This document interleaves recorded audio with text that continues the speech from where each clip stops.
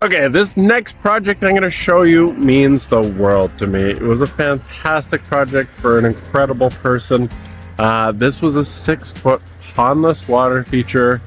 Unfortunately, this client, we hear it all the time, hired a contractor that sadly left before the job was done. And the contractor she hired to do her patio left a giant hill and a giant mess she had no idea what to do with. So it was up to us to turn a typical suburban backyard into a bit of an oasis.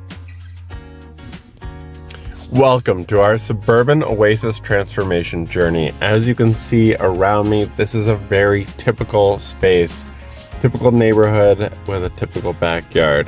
Now, this particular client has been trying to transform her backyard for some time. Unfortunately, one contractor ran off with the money. Another contractor has taken forever to create this hardscape space.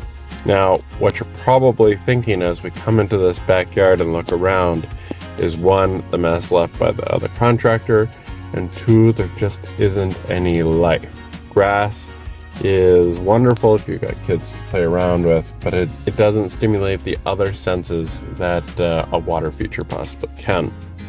What we're going to do today is utilize this dirt mound that the contractor left behind and turn it into a 6-foot pondless water feature. So let's dive in. First, you're going to see us do step by step of every single thing that we need to do, including marking it out, getting the client's approval on what that might look like, and then we're going to dig everything in. We have to hand excavate all of this. And then we're going to put in our underlayment for protection, our liner, our aqua blocks, our pump vault, and then we're going to rock this guy in. Now, we tried to pick in, even though that this is all done by hand, we wanted to bring some of the biggest boulders that we could possibly move.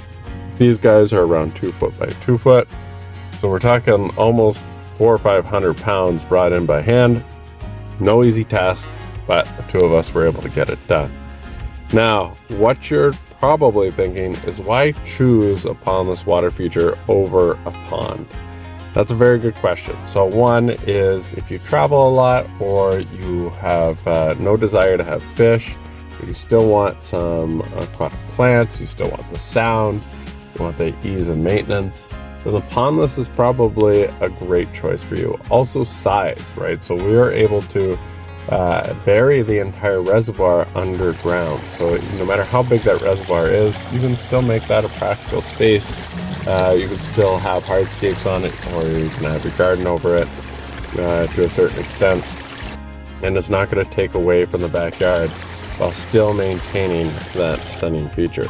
So in my mind, she also has a number of pets.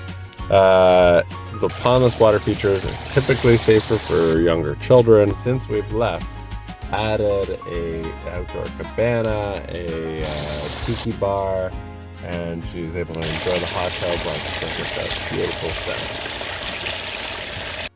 And there you have it, another project in the books. I hope you enjoyed our telling of the tale, and what an incredible possibilities even the typical suburban backyard can offer. We love doing what we do. Thank you for following along. Make sure to subscribe if you haven't already. We really appreciate each and every one of you, and we love doing what we do. Cheers, everybody.